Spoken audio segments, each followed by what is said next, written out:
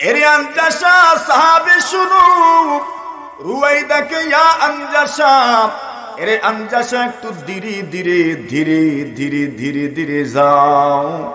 রিফকাম বিল কাওয়ারির, আপনি আমার নবীজি কি বলবেন, কেমন ভাবে দেখবেন, নবীজির ভাষা কেমন ভাবে নিবেন, নেওয়ার মতো যোগ্যতা কি আমার আছে? আল্লাহর হাবিব সাল্লাল্লাহু আলাইহি ওয়াসাল্লাম নারীদের মর্যাদা তুলে ধরার জন্য, পৃথিবীর মানুষ শুনে রাখো, পৃথিবীর অমুসলিম বিজাতীয়রা শুনে রাখো, যারা পয়গম্বর আলাইহিস সালাতু ওয়াস সালামের নারীর অধিকার নিয়ে প্রশ্ন ওঠাও শুনে রাখো, পৃথিবীর যারা নারী অধিকার নিয়ে কাজ করো এরাও শুনে রাখো, আল্লাহর নবীজের একটা শব্দ, একটা উপমা, একটা তুলনা যদি একদিকে রাখা হয়, আর সারা পৃথিবীর মানুষ নারীবাদীদের নারীর অধিকারের ফিরিস্তি যদি একদিকে রাখা হয়, নবীজির কসম আল্লাহর, নবীজির একটা উপমা তুলনারও সমান হবে না। আল্লাহর হাবিব বলেছেন রুয়াইদাকে, ইয়া আনজাসতু, আনজাসের একটু ধীরে যাও, একটু ধীরে যাও, একটু ধীরে যাও, একটু ধীরে যাও। এরপর বলেন রিফকাম বিল কাওয়ারির, রাসূল বলেন কাছের জিনিসের সাথে একটু কোমল আচরণ করো। সুবহানাল্লাহ। কি বলছেন বুঝছেন নি? বুঝাইয়ে দেই, মাধবপুরের ভাষায় কই, আমরা মৌলভীবাজারের ভাষায় কই, সিনির জিনিসের সাথে একটু কোমল আচরণ করো, নরম আচরণ করো। বুঝছেন? চিনির জিনিস বলতে মনে করেন কাপ, মনে করেন গ্লাস, মনে করেন প্লেট। আপনি যদি চিনির বর্তন, চিনির গ্লাস, চিনির কাপ যদি নিয়ে যান, খুব দ্রুত গতিতে যাবেন তো? কেন? হুজুর কোন ভেঙ্গে যাবে। আল্লাহ রাসূল বলেন পৃথিবীর মানুষ শুনে রাখো, একজন নারীর উদাহরণটা কেমন, নারীর তুলনা কার সাথে করলেন? আল্লাহ রাসূল বলেন একদিকে দামি আর একদিকে স্পর্শকাতর। স্টিলের গ্লাস ইঠাইতে ইঠাইতে তো ভাঙ্গে না, প্লাস্টিকের গ্লাস বলের মতো শর্ট দিলেও ভাঙ্গে না, কিন্তু দামও কম। আর কাচের গ্লাস আপনি একটু যদি অসচেতন ভাবে ব্যবহার করেন ভেঙ্গে যায়, দামও বেশি। রাসূল বলেন একজন নারীর মর্যাদা হলো কাচের পাত্রের মতো, কাচের জিনিসের মতো, দামও বেশি এবং সচেতনতার সাথে কিন্তু ব্যবহার করতে হয়, ঠিক কিনা? কাচের জিনিস যদি একবার ভেঙ্গে যায় জীবন ভাবে জোড়া লাগে না, একবার ভেঙ্গে গেলে জোড়া লাগানো যায় না, কোনোভাবে জোড়া লাগানো যায় না, আবার দামও বেশি। আল্লাহ রাসূল বলেন এরে আনজাসা রিফকাম বিল কাওয়ারির, কাচের জিনিসগুলোর সাথে সুন্দর আচরণ করো, কোমল ভাবে ব্যবহার করো, এত দ্রুত গতিতে যেও না। তোমার পেছে কোনো পুরুষ বসে নাই, স্টিলের গ্লাস নয়, স্টিলের প্লেট নয়, বরং তোমার পিছনে কিন্তু কাচের গ্লাস এবং কাচের প্লেটের মতো মহিলারা বসা। এরা তুমি একজন পুরুষ বসলে যেমন ভাবে দ্রুততার সাথে গাড়ি চালাবে, এমন ভাবে চালাতে পারো না। কেন? নারীর মর্যাদা, নারীর ইজ্জত একজন পুরুষের চাইতেও হাজার হাজার গুণ আল্লাহর নবীজি বেশি বলেছেন। সুবহানাল্লাহ। কোন দিক থেকে? স্পর্শকাতর হওয়ার দিক থেকে, সম্মানের দিক থেকে এদেরকে বেশি মর্যাদা দেওয়ার ক্ষেত্রে এদের মর্যাদা অনেকের চাইতে বেশি। আমরা তো মাশাআল্লাহ একবারে আপনার যদি ভাঙ্গে গাড়িও যদি ওই টেটটারও চলিতাম পারবে নতুন না আপনারা, কিন্তু নবীজি বলেন রিফকাম বিল কাওয়ারির, এরা কাচের জিনিসের মতো, কাচের জিনিসকে যেমন ব্যবহার করতে সতর্ক থাকতে হয়, নারীদের সাথে যখন ব্যবহার করবা সতর্কতার সাথে ব্যবহার করিও। একটু যদি বেতন লাগে সুতরাং নবীজি বুঝা দিলেন নারীদের সঙ্গে যখন তুমি কথা বলবা সুন্দর করে কথা বলো। মনে রেখো, মনে রেখো, আল্লাহর হাবিব বলেন ইস্তাউসু বিন নিসাই খায়রা, মেয়ে যদি অভিমান করে বসে তখন বাবা আর রাগ করতে পারেন না, বাবার ঘন্টার ঘন্টা চলে যায় শুধু মেয়েকে খুশি করার জন্য, ঠিক কিনা? আল্লাহর হাবিব সাল্লাল্লাহু আলাইহি ওয়াসাল্লাম বলেন ইস্তাউসু বিন নিসাই খায়রা, আল্লাহর নবী বলেন এর পৃথিবীর মানুষ ইস্তাউসু বিন নিসাই খায়রা, নারীদের ব্যাপারে কল্যাণকামী হয়ে যাও, নারীদের ব্যাপারে কল্যাণকামী হয়ে যাও, নারীদের ব্যাপারে কল্যাণকামী হয়ে যাও। তোমরা এদেরকে ব্যবহারের ক্ষেত্রে, কথা বলার ক্ষেত্রে অবশ্যই সচেতনতার সাথে কথা বলো, কোমল হৃদয়ে নিয়ে তাদের সঙ্গে কথা বলো, সতর্কতার সাথে কথা বলো। এদের দিলটা বড় নরম, কাচের জিনিস যেমন নরম এদের দিলটাও এমন নরম, একবার যদি ভেঙে যায় জোড়া লাগানো কঠিন হয়ে যায়, ঠিক কিনা? আচ্ছা, কাচের জিনিস তো মনে করেন বাঙ্গাও তো বাঙ্গালির কাছে বিক্রি করা যায়, আরে কাচের স্টিলের মতন না দেওয়া যায় না বাঙ্গালির কাছে, কাচের জিনিস দিতে পারবে মতন না। একবার যদি ভেঙে যায় ওইটা আর ব্যবহারের উপযোগীই থাকে না। সুবহানাল্লাহ। দেখছেন মানে নারীদের মর্যাদা রাসূল কি সুন্দরভাবে তুলে ধরেছেন। রিফকাম বিল কাওয়ারির, রুয়াইদাকা ইয়া আনজাশাতু, রিফকাম বিল কাওয়ারির, খবরদার এরা কাচের জিনিসের মতো, কাচের জিনিস ব্যবহারে যেমন সতর্কতা থাকা দরকার, নারীদের সাথে ব্যবহারের ক্ষেত্রেও পুরুষদেরকে এরকম সতর্কতা থাকা দরকার। কিতা কই? কাচের গ্লাস যদি একটা গরো ভাঙ্গি যায়, স্ত্রীর রবিশ খারাপ হয়ে যায়, মতুন না এক ভাঙ্গে দেখুন জানে করতো মতুন না, ওই বালা বালা আখতে যদি ভাঙ্গি যায় তো রবিশ খারাপ হয়ে যায় না? কিতা কাচের জিনিস ভাঙছে, সেট নষ্ট হয়ে গেছে। কিতা নষ্ট হয়েছে? সেট নষ্ট হয়েছে। এখন রবিশ টবিশ সব একবারে খারাপ হয়ে যায়। যতক্ষণ পর্যন্ত আরেকটা দিছেন না ততক্ষণ পর্যন্ত কোনো কম্প্রোমাইজই নেই, ঠিক না বেঠিক? রাসূল বলেন রুবাইদাকা ইয়া আনজাশাতু রিফকাম বিল কাওয়ারির। এই জন্য যদি কারো বাড়িতে গিয়ে গ্লাস ভেঙে দেন তবে শুধু পুরুষের কাছে সরি বললে হবে না, পুরুষের মাধ্যমে ঘরওয়ালার কাছেও সরি পৌঁছায় দিয়েন, ঠিক না বেঠিক? কেন পুরুষের এত জ্বলতো না যত দিলেও জ্বলবো কাল স্বরাষ্ট্রমন্ত্রী, ঠিক না বেঠিক? এজন্য ওইখানে সরি পৌঁছায় দিয়ে আইসেন, নতুবা আগামী বছরের দাওয়াত ব্যান মাতুন না আপনারা। এজন্য রাসূল বলেন রুবাইদাকা ইয়া আনজাশাতু রিফকাম বিল কাওয়ারির। রাসূল বলছেন আনজাশা একটু ধীরে যাও, একটু ধীরে যাও। রিফকাম বিল কাওয়ারির, কাছের জিনিসের সাথে একটু কোমল ব্যবহার করুন, একটু ধীরে যাও না। এরা তো কাছের জিনিসের মতো, এক শব্দ এক তুলনায় বোঝা গেছে আল্লাহর রাসূল নারীদেরকে কোন পর্যায়ে রেখে গেছেন, ঠিক না বেঠিক? আল্লাহর হাবিব বলেন ইস্তাউসু বিন নিসাই খায়রা, এই পৃথিবীর মানুষ নারীদের ব্যাপারে কল্যাণকামী হও, কল্যাণকামী হও, এদের জন্য তোমরা কল্যাণকামী হও। কেন? রাসূল বলেন ফাইন্নাকুন্না খুলিকনা মিন দালাইন। আল্লাহর রাসূল বলেন নারীদেরকে সৃষ্টি করা হয়েছে বাঁকা হাড্ডি থেকে, বাঁকা হাড্ডি থেকে, বাঁকা হাড্ডি থেকে। আল্লাহর রাসূল বলেন কোন জিনিস যদি বাঁকা হয়ে সৃষ্টি করা হয় ওইটা জীবনেও সোজা করা, জোরে কম।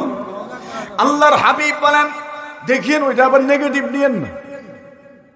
আল্লাহ রাসূল বলেছেন ইস্তাউসু বিন নিসাই খায়রা, নারীদের ব্যাপারে কল্যাণকামী হও। কেন না?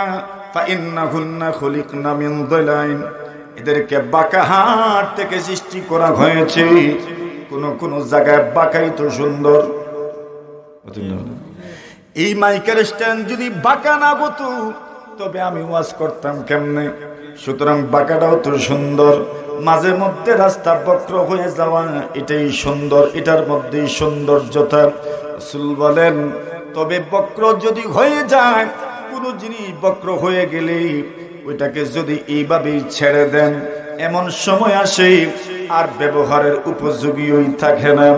আল্লাহ রাসূল বলেন, সতর্ক করে দিলেন, ফা ইন যাহাবতা তুকিমাহু কাসারতা, তুমি যদি ওই বাঁকা জিনিসটাকে পুরা সোজা করতে চাও, পুরা সোজা তো হবে না, বরং ভেঙ্গে যাবে। ওয়া ইন তারাকতাহু লাম ইয়াজাল আওয়াজ, আর যদি বক্র অবস্থায় ছেড়ে দাও, রাসূল বলেন বক্র হতে হতে শেষ পর্যন্ত ব্যবহারের অনুপযোগী হয়ে যাবে।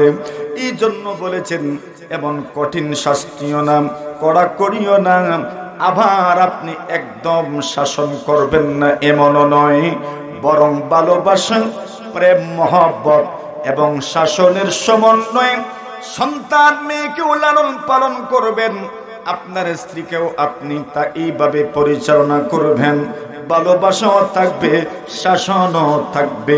শুধু যদি ভালোবাসেন বক্র হয়ে যাবে, আর শুধু যদি শাসন করেন তবে ভেঙ্গে যাবে, জীবনেও আর ব্যবহার করতে পারবেন না, ঠিক কিনা? এখন বুঝেন তো আল্লাহ রাসূল কি সুন্দরভাবে উপমাটা তুলে ধরলেন যে আমাদের মায়েরা, আমাদের মা জাতি, আমাদের কাছে তাদের ইজ্জত কেমন, তাদের সম্মানটা কেমন, তাদের মর্যাদা কেমন। আল্লাহর হাবিব বিশ্বনবী মুহাম্মদুর রাসূলুল্লাহ সাল্লাল্লাহু আলাইহি ওয়াসাল্লাম বলেন, এই পৃথিবীর মধ্যে এমন মহিলারাও ছিলেন, যে সকল মহিলা আল্লাহর জমিনে এত মর্যাদার অধিকারী ছিলেন, এত সম্মানের অধিকারী ছিলেন, স্বয়ং মহান আল্লাহ ওই মহিলাদের কাছে আল্লাহর নবীজির মারফতে সালাম প্রেরণ করেছেন। সুবহানাল্লাহ।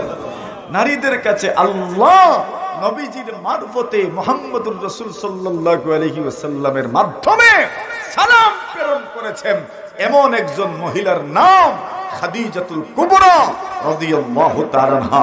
জোরে সুরে বলেন আল্লাহু আকবার। আল্লাহর নবীর পত্নী, নবীজির স্ত্রী খাদিজাতুল কুবরা রাদিয়াল্লাহু তাআলা আনহা আম্মা জান আয়েশা সিদ্দিকা রাদিয়াল্লাহু তাআলা আনহা বলেন, পৃথিবীর মানুষেরা রে, আল্লাহর নবী বিশ্ব নবীজি সাল্লাল্লাহু আলাইহি ওয়াসাল্লাম খাদিজার কথা এত বেশি আলোচনা করতেন, এই দুনিয়াতে কোন মহিলাদের ব্যাপারে যদি আমার ঈর্ষা হতো তবে সেই মহিলা হলেন খাদিজা। কেন? নবীজি সাল্লাল্লাহু আলাইহি ওয়াসাল্লাম যার ব্যাপারে বারংবার কথা বলতেন, যার প্রশংসা করতেন, যার সুনাম করতেন, যার প্রশংসা করতেন, প্রশংসা শুনতে শুনতে আমি বলতাম, কোন মহিলা, বুড়া মহিলা, নবীজির মুখ থেকে ওই মহিলার আলোচনা একবারও যেন যায় না। সুবহানাল্লাহ। কেনই বা হবে না?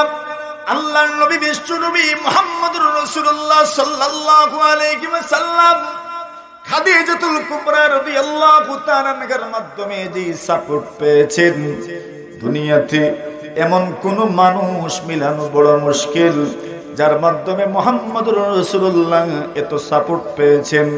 আপু উম্মত, আপনার নবীজির উপর যাদের সবচেয়ে বেশি অবদান, এদের নাম যদি উল্লেখ করেন তাহলে সবার আগে প্রথম দিকে যে নামগুলো থাকবে সেই নামগুলোর মধ্য থেকে উল্লেখযোগ্য একটা নাম হবে নবীজির স্ত্রী খাদিজাতুল কুবরা রাদিয়াল্লাহু তাআলা আনহার নাম। সুবহানাল্লাহ। মহিলা রাসূলের স্ত্রী, কিন্তু রাসূলকে স্বামী হিসাবে এত সহযোগিতা করেছেন, নবী হিসাবে এত সহযোগিতা করেছেন, যারা প্রথম মুসলমান হয়েছেন সবার আগে যার নাম, সেই মহিয়সী নারীর নাম খাদিজা রাদিয়াল্লাহু তাআলা। জোরে বলে, সবার আগে যার নাম, তার নাম খাদিজা। আল্লাহর হাবিব সাল্লাল্লাহু আলাইহি ওয়াসাল্লাম গারে হেরায় অভিপ্রাপ্ত হলেন। বাড়িতে গেলেন একমাত্র খাদিজা, আর তো কেউ নাই। আল্লাহর নবীজি গারে হেরায় যখন যেতেন, আল্লাহর নবীজি সাল্লাল্লাহু আলাইহি ওয়াসাল্লাম খাবার নিয়ে যেতেন। অনেক দিন চলে যেত, আবার ফিরে আসতেন, আবার খাবার নিয়ে যেতেন। কখনো কখনো খাদিজাতুল কুবরা খাবার পৌঁছায় দিতেন। সুবহানাল্লাহ। এখন রাস্তা হওয়ার পরেও হাঁটা মুশকিল। আর সেখানে মক্কা মুকাররমা খানা কাবা আল্লাহর নবীজি সাল্লাল্লাহু আলাইহি ওয়াসাল্লামের বাড়ির থেকে প্রায় 3-3.5 কিলোমিটারের মতো দূরের জায়গা।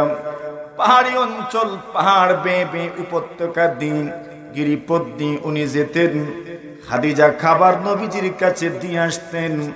ওই প্রাপ্ত হলেন রাসূলুল্লাহ সাল্লাল্লাহু আলাইহি ওয়াসাল্লাম। জিবরিল আমিন আসলেন, রাসূলকে বললেন ইকরা, পড়ুন। রাসূল বললেন মা আনা বিকারি, আমি তো পড়ুয়া নই, আমি তো পড়ুয়া নই, আমি তো পড়তে জানি না, আমি তো পড়তে জানি না, আমি তো পড়তে জানি না। যেই লোক পড়তে জানে না সে কি পড়বে, সে কি পড়বে? আমি তো পড়তে জানি না, আমি তবে কি পড়বো? আমি তো পড়ুয়া নই, আমি তো পড়তে জানি না, আপনি আমাকে বলছেন পড়ুন, কি বা পড়বো আমি? আমি তো পড়ুয়া মানুষ নই, আমি তো পড়তে জানি না। জিবরিল রাসূলকে এইভাবে ধরলেন, চাপ দিলেন, আবার বললেন ইকরা, পড়ুন। বলেন কি পড়বো আমি? আমি তো পড়ুয়া নই। মা আনা বিকারিন, আমি তো পড়ুয়া মানুষ নই, পড়ালেখা মানুষ নই। আবার চাপ দিলেন, বললেন ইকরা, পড়ুন। বলেন আমি তো পড়ুয়া মানুষ নই। এবার চাপ দিলেন, নবীজিকে বললেন পড়ুন। নবীর জবান থেকে বের হলো ইকরা বিসমি রাব্বিকাল্লাযী খালাক, খালাকাল ইনসানা মিন আলাক। এইভাবে সূরা ইকরা আলাকের এই আয়াতগুলো রাসূল তিলাওয়াত করলেন। আল্লাহর নবীজি, বিশ্ব নবীজি চিনেন নাই উনি কে এসেছেন। হে আসলেন, এমন ভাবে চাপ দিলেন পয়গম্বরের শরীরে জ্বর উঠে গেছে, এত জ্বর, এত জ্বর। আল্লাহর নবীজি বাড়িতে ফিরে গেলেন। রাসূল সাল্লাল্লাহু আলাইহি ওয়াসাল্লাম যখন বাড়িতে যাচ্ছেন, এমন ভাবে যাচ্ছেন, নবীজি সাল্লাল্লাহু আলাইহি ওয়াসাল্লামের পুরাটা শরীর কাঁপছিল, কাঁধ প্রকম্পিত হয়েছে, অন্তরটা পর্যন্ত প্রকম্পিত হয়ে গেছে। কে চাপ দিল? নূরের ফেরেশতা জিবরিল আমিন রাসূলকে চাপ দিয়েছেন, পুরাটা শরীরে কাঁপ শুরু হয়ে গেছে। বাড়িতে গেলেন, যাওয়ার পরে খাদিজাকে সম্বোধন করে বললেন ওয়া আখবারাকাল খাবার, এবং যা ঘটেছে পুরাটার বিবরণ দিলেন। আর বললেন খাদিজা গো, দেরি করিও না, তাড়াতাড়ি তুমি আমার জন্য কমলের ব্যবস্থা করে দাও। জোরে বলেন, কথাটা বুঝছেন ভালো করে? হ্যাঁ, একটা সূক্ষ্ম একটা কথা শোনাই আপনাদের, কষ্ট হইতেছে আপনাদের, একটা কঠিন একটা কথা শোনাই আপনাদের। আল্লাহর হাবিব সাল্লাল্লাহু আলাইহি ওয়াসাল্লাম বলেছেন কমল দাও। কি বুঝা গেল? গরম লাগছে? শীত লাগছে? জোরে কোন? শীত লাগছে। শুনেন আরেক হাদিস শুনেন। আম্মা জানা এসে বলেন আন্নাল হারিস ইবনে হিশাম সাআলা রাসূলুল্লাহ সাল্লাল্লাহু আলাইহি ওয়াসাল্লাম, আবু জাহেলের ভাই হারিস ইবনে হিশাম, আবু জাহেল তো অমুসলিম, মারা গেছেন আল্লাহর নবীর সঙ্গে দুশমনি করতে করতে বদরে মারা গেছেন। কিন্তু আবু জাহেলের ভাই হারিস ইবনে হিশাম মুসলমান হয়েছেন। হারিস ইবনে হিশাম আল্লাহ রাসূলকে প্রশ্ন করেছেন, কাইফা ইয়াতিকাল ওয়াহয়ু ইয়া রাসূলুল্লাহ, আল্লাহর নবীজি গো আপনার কাছে ওহী কিভাবে আসে, কিভাবে আসে আপনার কাছে ওহী, একটু জানতে চাই। আল্লাহ রাসূল বলেন আহইয়ানান ইয়াতিনি মিথলা সালসালাতিল জারাস, এরে হারিস ইবনে হিশাম, কখনো কখনো আমার কাছে ওহী আসে ঘন্টার আওয়াজের মতো। এমনকি সহজে বুঝা দিই, আপনি যদি ডালাই প্লাস্টারের উপরে জিঞ্জির নিয়ে যদি আপনি যান, যেমন ভাবে জিঞ্জিরের আওয়াজ গুনগুন গুনগুন গুনগুন আওয়াজ শোনা যায়, আপনি যদি পাতুরের কোনো কিছু অথবা বেলচা অথবা খন্তা অথবা দা অথবা লোহার কোনো জিনিস যদি পাকা রাস্তায় টেনে টেনে নিয়ে যান, যেমন আওয়াজ হয়, রাসূল বলেন আল্লাহর কাছ থেকে ওহী আমার কাছে কোনো সময় এমন ভাবে আসে।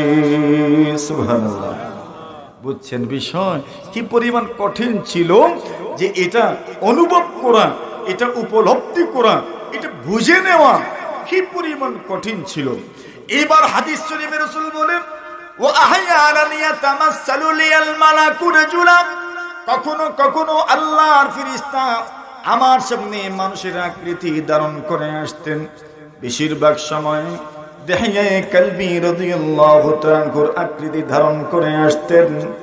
আল্লাহর রাসূলের স্ত্রী আম্মা জান আয়েশা বলেন, শুনে রে পৃথিবীর মানুষ, আল্লাহর নবীজির কাছে যখন ওহী আসতো, নবীজির অবস্থাটা কেমন হতো, কি পরিমাণ কঠিন ছিল ওহী।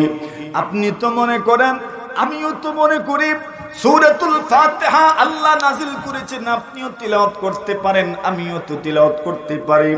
কোনো ধরনের ওজন অনুভব হয় না, কোনো ধরনের ওজন অনুভব হয় না, বাড়িও মনে হয় না। কি মনে করেন যতটা সূরা মুখস্থ আছে ওইটা মুখস্থ করার কারণে আপনার কাছে কি ওজন মনে হয়? না না, কোনো ওজন মনে হয় না। কোরআন যখন আপনি পড়েন আলাদা কোনো ওজন কি আপনি অনুভব করেন? না না, কেউ তো আলাদা ওজন অনুভব করে না। কিন্তু কোরআনের ওজন কি পরিমাণ জানেননি? কি পরিমাণ ওজন? আল্লাহ তাআলা কোরআনের মাজিদের মধ্যে বলেন, ইন্না সানুলকি আলাইকা কাওলান সাকিলা। ওগো নবীজি, অচিরেই আমি আল্লাহ তাআলা আপনার উপর বড় ভারী কিছু কথা নাজিল করব। ওজন বলেছেন আল্লাহ নিজেই বলছেন, কাওলান সাকিলা, বড় ওজনদার, বড় ওজনদার, বড় ওজনদার। এখানে যারা হাফিজ হয়, তেলাওয়াত করলেন অনেক হাফিজরা, ওদেরকে জিজ্ঞাসা করেন হাফিজ হওয়ার পরে আলাদা ওজন মনে হয়নি? না না, মনে হয় না। কিন্তু কোরআনে মাজিদটা তো ভারী জিনিস, আয়াতে কারিমা ভারী জিনিস। আল্লাহ নিজেই বলছেন, ইন্না সানুলকি আলাইকা কাওলান সাকিলা, আমি আল্লাহ তাআলা অচিরেই তোমার উপর বড় ভারী কিছু জিনিস নাজিল করব। কি পরিমাণ ভারী আল্লাহ অন্য আয়াতে বলেন। আমার মুর্শিদ তিলাওয়াত করেছেন, আল্লাহ তাআলা নিজেই বলছেন, লাউ আনজালনা হাদাল কুরআন আলা জাবালিন লারাআইতাহু খাশিআন মুতাসাদ্দিআন মিন খাশিয়াতিল্লাহ। আল্লাহ বলছেন, এরে উম্মত, এরে বান্দা বান্দে, এই পৃথিবীর পাহাড়গুলোর উপর, বড় বড় পাহাড়, আপনার আমার মাধবপুরী, আপনার আমার কুরমাঘাটের পাহাড়গুলো আর কতই বা বড়। আরবের পাহাড়ের কথা তো জানেনি। আল্লাহ বলেন, লাউ আনজালনা হাযাল কুরআন আলা জাবাল, আল্লাহ বলেন আমি আল্লাহ যদি এই কোরআনটা পাহাড়ের উপর নাজিল করতাম, তবে পাহাড়ের অবস্থাটা কেমন হতো? আল্লাহ বলেন, লারাআইতাহু খাশিআন মুতাসাদ্দিআন মিন খাশিয়াতিল্লাহ। নবীজি গো, আপনি দেখতেন আল্লাহর বই এবং ওজনে পুরা পাহাড়গুলো ধুলার মতো হয়ে যেত। জোরে জোরে বুঝছেন? ওজন, একটা বোমের ওজন কি পরিমাণ? বর্তমান আধুনিক যুগে এত বড় বড় বোম বানানো হয়, এক একটা বোমের কি পরিমাণ ওজন। ওই বোমগুলো যখন ছেড়ে দেওয়া হয় পুরা পাহাড় ধুলার মতো উঠতে থাকে। আল্লাহ বলছেন, ওই কোরআন যদি আল্লাহ পাক পাহাড়ের উপর নাজিল করতেন, পাহাড় সহ্য করতে পারত না। আল্লাহ অন্য আয়াতের মধ্যে বলে, ওগো নবীজি, এই পৃথিবীর মধ্যে আমি আল্লাহ পাক আসমানের কাছে, জমিনের কাছে আমার আমানত আমি সুপর্দ করেছিলাম, কিন্তু কেউ গ্রহণ করে নাই। নবীজি গো, ইন্না আরাদনাল আমানাতা আলাস সামাওয়াত, আমি আল্লাহ আসমানকে বললাম আসমান, জমিনকে বলেছি জমিন, পাহাড়কে বলেছি পাহাড়, আমার আমানত তুমি গ্রহণ করে দাও। কিন্তু পাহাড় অস্বীকৃতি জানায়, জমিন অস্বীকৃতি জানায়, সবগুলো অস্বীকৃতি জানায়, কেউ নেয় না। আল্লাহ বলেন, কিন্তু মাত্র 3.5 হাত বডির মানুষ, কি পরিমাণ সাহস! আসমানের সাহস হয় নাই, জমিনের সাহস হয় নাই, পাহাড়ের সাহস হয় নাই, মাত্র 3.5 হাতের মানুষ বলে, আল্লাহ আপনি আমানত দিবেন, কেউ নিতে চায় না, কেউ নিতে চায় না। আমরা আপনাকে নিরাশ করব না, আমরা মানুষ আছি না, আপনার আমানতকে গ্রহণ করার জন্য আমরা প্রস্তুত আছি। সুবহানাল্লাহ। এত ওজন, এত ওজন, এত ওজন। ওজন কি পরিমাণ? আল্লাহর নবীর সাহাবী বলেন, উম্মত শোনো, আল্লাহর নবীজি সাল্লাল্লাহু আলাইহি ওয়াসাল্লামের উপর অনেক সময় ওহী নাযিল হতো। বলেন নবীজি সাল্লাল্লাহু আলাইহি, যায়েদ ইবনে সাবিত বলেন, একদিন নবীজি, যায়েদ ইবনে হারিসা বলেন, নবীজি সাল্লাল্লাহু আলাইহি ওয়াসাল্লাম আমার রানের উপর মাথা দিয়ে ঘুমাচ্ছেন, এমন সময় ওহী নাযিল হচ্ছে। আমি কি অনুভব করলাম, যেন আমার পুরা রান, আমার পুরা উরু যেন ফেটে যাচ্ছে। সুবহানাল্লাহ। আল্লাহর হাবিব সাল্লাল্লাহু আলাইহি ওয়াসাল্লাম উটের উপরে বসে সফর করছেন, এমন সময় আল্লাহর কোরআন নাজিল হলো। আল্লাহর নবীজির সাহাবী বলেন, আমরা কি দেখলাম জানোনি? ওই উটটা সামনে যেতে পারে নাই, উটটা বসে পড়ল। এত ওজন, এত ওজন, অথচ সরাসরি উটের উপর ওজনটা নামছে না, নবীজির উপরে ওজনটা নামছে। এবার বলেন, মানুষ যখন ভার বয় ওই সময় মানুষ গামে কি ঘামে না? কেন গামে? ঠান্ডা লাগার কারণে। তো বলেন, ঠান্ডা না গরম? বলেন, ঠান্ডা না গরম? শুনেন, আম্মা জান আয়েশা সিদ্দিকা রাদিয়াল্লাহু তাআলা আনহা বলেন, ওয়ালাকাদ রাআইতুহু ইয়ানজিলু আলাইহিল ওয়াহয়ু ফিল ইয়াউমিশ শাদীদিল বারদ ওয়া ইন্না জাবিনাহু লা ইয়াতাফাসসাদু আরাকা। রাসূলের সাহাবী হযরত আয়েশা সিদ্দিকা রাদিয়াল্লাহু তাআলা আনহা বলেন, আমি প্রচন্ড শীতের দিনে ডিসেম্বরের শেষ দিকে, পৌষের শুরুতে বা পৌষের মধ্যখানে বা মাঘের শুরুতে বা মাঘের মধ্যখানে যে সময় বেশি শীত হয়, সেই প্রচন্ড শীতের দিনে আয়েশা বলেন, নবীজির উপর ওহী নাজিল হতে দেখেছি। শীত এত বেশি, এত বেশি, কিন্তু ওহীর ওজনে নবীজি এত বেশি গরম লাগতো শরীরে, আমি তাকায়া দেখতাম, ওয়া ইন্না জাবিনাহু লা ইয়াতাফাসসাদু আরাকা, নবীজির পুরাটা কপাল যেন ঘেমে যেত। সুবহানাল্লাহ। এবার বলেন, একটু সমস্যা মনে হইতেছে না? হ্যাঁ, বুঝেন নাই তো? আল্লাহর হাবিব বাড়িতে গেলেন, বাড়িতে যাওয়ার পরে খাদিজাকে বললেন, কমল দাও। কেন বলছেন? ঠান্ডা লাগছে। আয়েশা বলেন, নবীজির কাছে যখন ওহী নাজিল হতো, শীতের দিনেও রাসূলের গরম লেগে যেত। বুঝছেন? এখন উনি বলছেন গরম লাগতো, আর রাসূল গিয়ে কমল তালাশ করতেছে। সুবহানাল্লাহ। কেন এমন হয়? আপনি যখন গামেন, আমিও যখন গামি, গামার পরে ঠান্ডা লাগে কিনা? ঠান্ডা লাগে। সুবহানাল্লাহ। দেখছেন, মিল দেখছেন? গামার পরে ঠান্ডা লাগে। এমনকি ডাক্তারের কাছে সন্তানকে নিয়ে গেলে ডাক্তার বলে, ঘামার পরে মুছিয়ে দিয়েন, শুধু পেট মুছিয়েন না, বুক মুছিয়েন না, পিঠটাও মুছে দিয়েন। কেন? ওই গাম থেকে কিন্তু ঠান্ডা লাগে। আপনি যখন ঘামেন, আমি যখন ঘামি, গামার পরে শরীরে প্রচন্ড ঠান্ডা লাগে, এই জন্য কমলের দরকার হয়, শীত শীত লাগে। আল্লাহর নবী ওহী নাজিল হওয়ার পরে ঘেমে যেতেন, আর গামটা যখন শেষ হতো তখন ঠান্ডা লাগতো। নবী যে ওহী নাজিল হয়েছে গার হেরা গুহায়, সেখান থেকে রাসূল গেলেন, যেতে যেতে বাড়িতে গেলেন, গাম শুকিয়ে গেছে, এইবার ঠান্ডা লাগছে। নবীজি খাদিজাকে সম্বোধন করে বলেন, খাদিজা গো, ঠান্ডা লেগেছে, তুমি আমাকে কমল দাও। সুবহানাল্লাহ। এই জন্য নবীজিকে কামলিওয়ালা বলে। কি বলে? কামলিওয়ালা মানে কি? কমলওয়ালা। কি ওয়ালা? জুড়ে বলেন, বুঝছেন নি? এখন ওইটাকে উর্দুতে কামলিওয়ালা বলে। মানে কি? বলে কম্বলওয়ালা, কমলওয়ালা। সুবহানাল্লাহ বলেন। ওই আমরা বলি কামলিওয়ালা, মানে কি? কমলওয়ালা। আল্লাহর হাবিব বিশ্বনবী মুহাম্মদুর রাসূলুল্লাহ সাল্লাল্লাহু আলাইহি ওয়াসাল্লামের স্ত্রী খাদিজাতুল কুবরা রাদিয়াল্লাহু তাআলা আনহাকে রাসূল সম্বোধন করে বলেন, খাদিজা গো কমল দাও আমাকে।